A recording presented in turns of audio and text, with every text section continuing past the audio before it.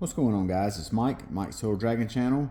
Today is new comic book day, and I managed to swing by my shop this morning, picked up my stack, got a real big stack of books here today. A lot came out, so I got a lot of cool books to look at and to read, so we'll go ahead and get started. Terminator 6 right here. Been enjoying this book by Declan Shalvey. Last issue kind of picked up with the Terminator in space. That was a real cool story. So I'm back to feeling this one. Daredevil, Cold Day in Hell. Basically, this is like a old man Daredevil, like a old man Logan or old man Hawkeye style story. Charles Soule, Steve McNiven. That's a solid team right there. The only thing that I kind of find surprising is if you zoom in, it's only 3 issues. So that's kind of a short miniseries. I didn't think it was going to run. I thought it was going to run for maybe like 6, 8, something like that. But 3 issues, I wasn't surprised by that. But at least with a 3-issue mini, you get right into it from the jump start. So you won't have any time to, fart around, so to speak. X-Men, now that the big event crossover is over with, we're back to telling their regular story here. I read that this is a X-Men number 14 right here is a great starting point. New story arc begins, so this ought to be good to read. Absolute Superman, I binged 1 through 5 last week and really enjoyed it. So it was kind of a if I hadn't have binged those, I wouldn't have picked up 6. But I'm kind of glad I did. So hopefully Absolute Superman 6 here, hopefully it continues to trend that that book was following. Like I said, issues 1 and 2 kind of started slow and it picked up the pace. And just by going by the cover right here, it looks like it's going to keep that trend up of having a lot of action and interesting stuff happen. Absolute Green Lantern. This is a book that I was not contemplating picking up. I don't really feel very strong one way or another about it, but I did want to read it to form my own opinion. I don't like the internet telling me what I should think about books, so I like to pick up stuff on my own. It kind of sometimes you end up throwing money away that you could have saved if you just listened to reviews, but at least I can ultimately say that I made the choice and read the book myself. So that's what I'm doing right here with Absolute Green Lantern.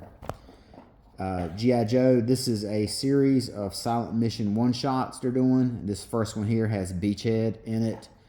And then also to piggyback off this, the one that started it all, the silent issue. I think I've got the original upstairs and probably another reprint somewhere, but this book, I don't know where they're at. They're upstairs somewhere. Who knows?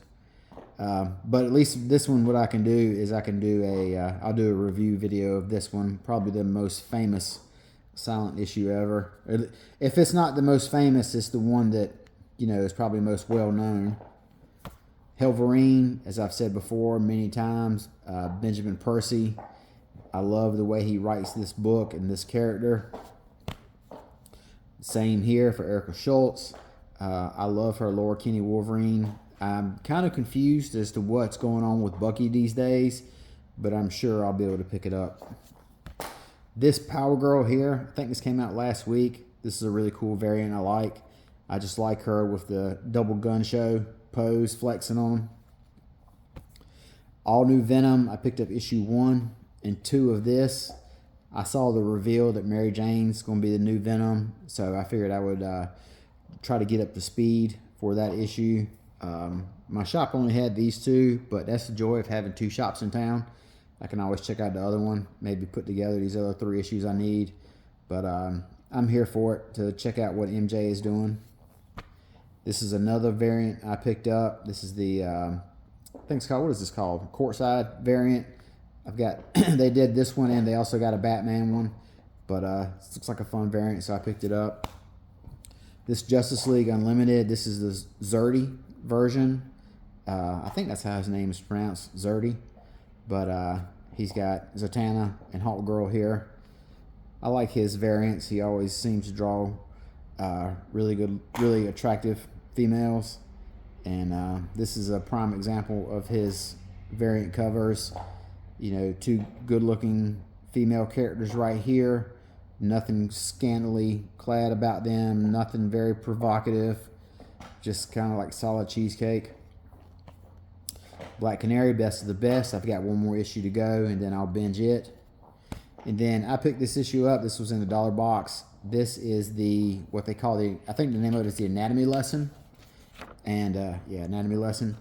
And this is the Alan Moore issue that reveals that the whole time Swamp Thing thought he was a man. He in reality is just a glob of plants that had the memories of someone who died and was thrown in the swamp. So it is kind of a landmark issue with Swamp Thing and one of Alan Moore's more famous single issues. You know, this is right up there with The Man Who Has Everything, whatever it's called, that Superman annual issue. But it was in the dollar box. I've got a regular copy of it upstairs, but I didn't feel like digging it out. So I just got this one for $1, and this would be another issue that I can do a video on. So that gives us a total of, I'm not going to count this one, 1, 2, 3, 4, 5, 6, 7, 8, 9, 10, 11, 12, 13, holy moly, 14, 15 books this week. So slightly higher than normal week, but everything looks really cool. So I don't mind picking up a higher number than usual books when they all look like they're going to be really good. A lot of times you'll have books that you pick up just because you've started a series and you're reluctant to throw in the towel on it, and then you kind of dread reading them. You don't want to go down that path. If there's a book out there, if there's a series out there that you're following, for the love of God, stop reading it if you don't enjoy it anymore. Just drop it. I know it'll hurt the collector in you, the completionist in you, but for God's sakes, if you don't like it, stop reading it. Just drop it. You know, that's how change gets made in the comic book industry. Instead, way too many books are hanging on because people are still reading out of force of habit. But that's a discussion for another day. So till next time, hope you guys got a chance to go to your comic book shop and pick up your books. I know the people there will be glad to see you coming in. So till next time, talk to you guys later. Bye-bye.